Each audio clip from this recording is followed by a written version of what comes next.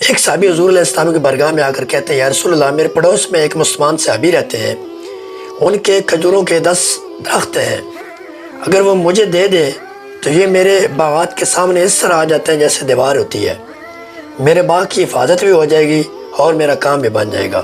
یا رسول اللہ آپ یہ سودا مجھے کرا دیں۔ آپ فرماتے ہیں اسے بلائیے۔ اب جب اسے بلایا جاتا ہے، بوڑھے صحابی حضور پاک علیہ السلام کے سامنے آ جاتے ہیں تو آقا علیہ السلام اسے فرماتے ہیں کہ یہ تجھ سے درخت خریدنا چاہتا ہے، 10 درخت قیمتاً اسے دے دو۔ تو وہ صحابی کہنے لگے یا رسول اللہ جی آپ کا حکم ہے یا مشورہ ہے؟ میرے آقا علیہ السلام نے فرمایا کہ نہیں، یہ میرا حکم نہیں ہے، مشورہ ہے، تم اپنی مرضی سے اس پہ عمل کر سکتے ہو، تمہارا اختیار ہے۔ تو وہ کہنے لگے یا رسول اللہ پھر میں نہیں بیچنا چاہتا۔ اٹھ کر جانے لگا تو یہ مسلمان جو نیا ہوا تھا پریشان ہونے لگا، تو حضور نے پھر اسے آواز دی اے صحابی ادھر آؤ۔ وہ بزرگ صحابی پھر آتے ہیں، میرا آقا علیہ السلام فرماتے ہیں اچھا میں خریدنا چاہتا ہوں۔ تو پھر وہی بات ان صحابی نے کہ یا رسول اللہ حکم ہے یا مشورہ؟ فرمایا مشورہ ہے، اختیار تمہارا ہے۔ فرمایا یا رسول اللہ میں نہیں بیچنا چاہتا۔ اب یہ اور پریشان ہو گیا نیا مسلمان کہ یار یہ 10 درخت ہی ہیں، مجھے دے نہیں رہا، قیمت بھی دے رہا ہوں، زیادہ میں قیمت دے رہا ہوں لیکن نہیں بیچ رہا۔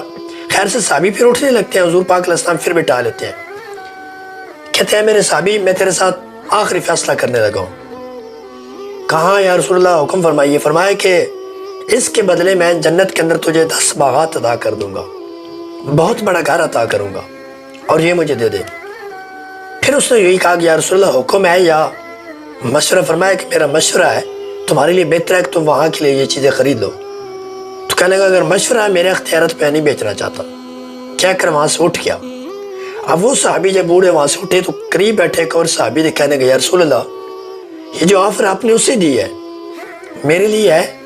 فرمایا ہاں تم جاؤ 10 وہ درخت خرید کر لاؤ، تمہارے لیے یہ آفر ہے۔ یہ وہاں سے اٹھتے ہیں، اسی بوڑھے صحابی کے گھر پر پہنچتے ہیں، سلام دعا کرتے ہیں، کہتے ہیں پہچانا ہے مجھے؟ وہ کہنے لگی نہیں میں نے نہیں پہچانا۔ فرمایا کہ فلاں باغ سنا ہے؟ کہا ہاں اس میں تو ہزاروں درخت ہیں کھجور کے، بہت پائیدار اچھی کھجور والے۔ کہا میں اس کو مالک ہوں۔ کہا پھر تو یار کمال ہو گیا۔ کہا میں آپ سے سودا کرنے آئی ہوں، یہ 10 درخت مجھے دے دے اور وہ 1000 کھجور والا باغ آپ لے لیں۔ بوڑھے صحابی کی آنکھوں میں چمک آ گئی۔ کہا کیوں نہیں، تیار ہوں میں۔ انہوں نے وہاں پہ فیصلہ کیا، 10 درخت اس کے حوالے کر دیے اور اس سے باغات خود لے لیا۔ اور حقیقت میں وہ صحابی پھر حضور کی بارگاہ میں پلٹ کرے وہ کیا کہتے ہیں، اس سے پہلے یہ سن لے کہ وہ صحابی بیچ کیوں نہیں رہے تھے، کیونکہ ان کا گزارا ان 10 درختوں پر تھا، ان کا پھل پکتا بیچتے نظام چل رہا تھا۔ اگر بیچتے تھے تو کیا کرتے، اس لیے نہیں بیچ رہے تھے۔ اب جب انہیں پتہ چلا کہ اس کے مقابلے میں مجھے اچھی اماؤنٹ ایسی مل رہی ہے، پائیدار ہے، پھر انہوں نے بیچ دیا۔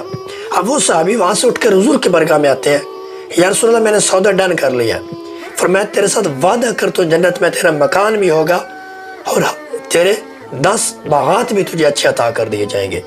وہ صحابی وہاں سے اٹھتے ہیں، اپنے باغ کے کنارے پر کھڑے ہوتے ہیں جو 1000 درختوں پر مشتمل تھا، بیوی بچے اندر تھے، باہر سے آواز دیتے ہیں اللہ والی میں نے اس درخت کا سودا کر دیا ہے، اس کے بدلے جنت کے اندر میں نے گھر بھی لے لیا ہے، جنت کے اندر باغات بھی لے لیے ہیں، اب اس کے اندر میں نہیں آ سکتا، یہ ہمارا نہیں ہے، تم بھی بچوں کو لے کر باہر آ جاؤ۔